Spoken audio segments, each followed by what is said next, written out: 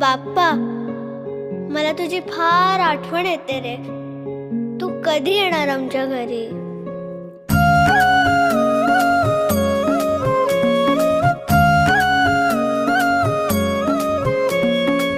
देवा तुझ्याच साठी उघडून दार, वाट पाहून झाली फार. चिंता हरून देवा थकला असणार, दे माझ्या खांद्यावर भार. थोडा इथं टेकून जा, घास खाऊन माझ्या